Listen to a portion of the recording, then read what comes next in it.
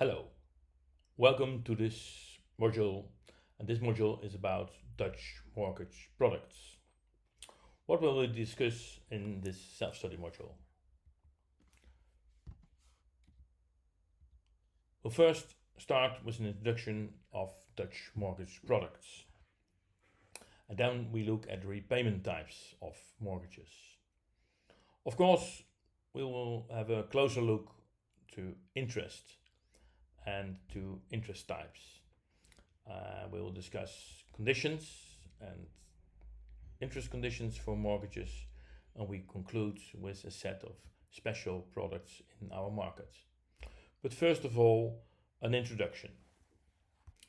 In the Netherlands, we have around 4 million mortgages, and the total debt of all those mortgages are around 720 billion euros. And if we look at the origination, we see that we expect to originate between 100 and 120 billion euros in 2020. And all those mortgages are originated by lenders, and per lender, on average, we see 3 to 5 products. And that's quite different from, for instance, the UK, where there's an enormous lot of products per lender, but we will see later on that what are the differences. Each product includes more durations, different LTVs, more customer types, and different product options. So actually, a product in the Dutch market is, let's say, a set of different conditions and not just one. The majority of all mortgages are originated through brokers, and there is no fee or provision paid to brokers in our market. There are online mortgages, and we call it execution only, but the market share of online mortgages is very, very small. And we will see that tax and tax legislation is very important in our market, but it's starting to disappear, and we expect that all the tax advantages on mortgages will be disappeared by 2030. If we have a look at the products in the Dutch market, there is a split, and that's about products before 2013 and the products after 2013. So you can, let's say, talk about old products and new products. And if we look at the total, it's a unique set of products, and there is no market in the world which is comparable to the Dutch market. If we talk about old products, and that were products that were sold before 2013, they were all based on tax returns. And for the interest paid on your loan, you received a tax return as a consumer. And that resulted in a range of special saving products to accumulate capital to repay the interest-only loan at maturity, and we will see how that works. The new products are, I would say, normal loans with or without repayment type, but in the new products there are no saving products. Let's have a closer look how those old products work. All the old products, they consist of two things. First of all, there's an interest-only loan with a maturity of 30 years, and there is a repayment vehicle, and in the repayment vehicle, the consumer saves money to repay the interest-only loan at maturity, so at the end of the loan. And here you see in red the value of, for instance, an insurance policy, but it can also be a saving account, and you see that the amount in the policy is growing from zero to the amount of the loan after 30 years.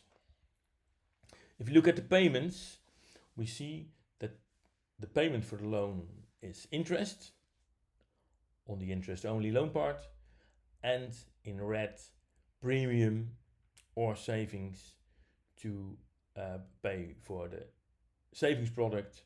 And all those products, we see that if the interest goes down and the interest payment is going down because of a lower interest, the premium for the investment vehicle, for the savings vehicle, will increase.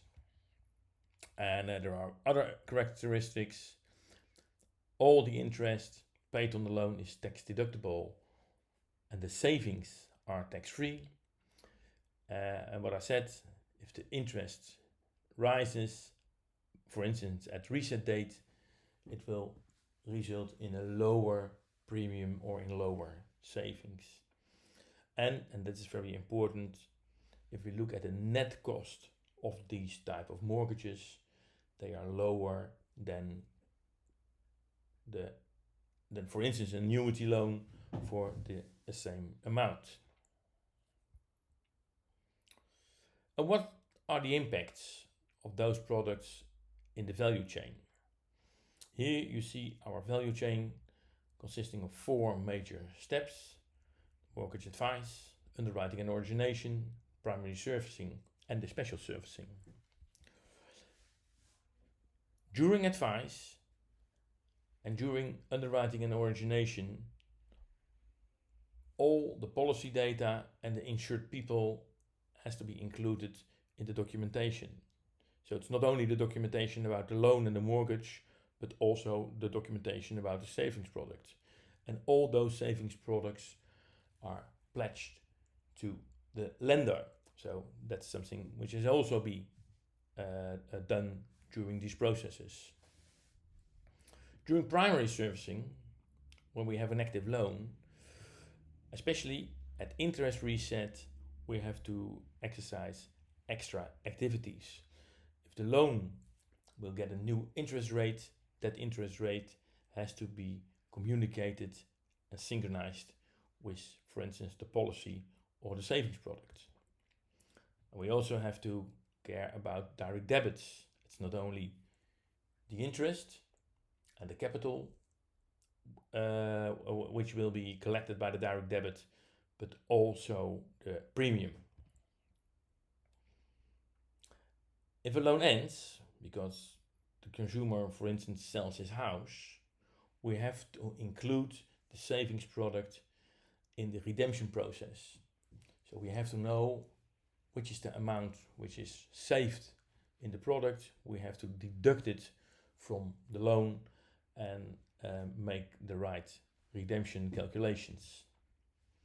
And of course, there can also be changes in the policies.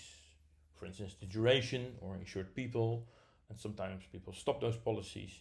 So what you see is that for the old products, we have all kind of extra activity in our value chain. Let's now have a look at repayment types. And we still make the distinction between old and new products. In the old products, there's always an interest-only loan combined with some time of capital accumulation. And it can be, for instance, a savings mortgage. And here in italics you see the Dutch names. It's spaarhypotheek.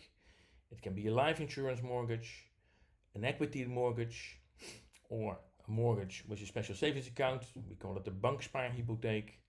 And we often see that one mortgage consists of more what we call loan parts, so that there is a combination of, for instance, a savings mortgage and an equity mortgage.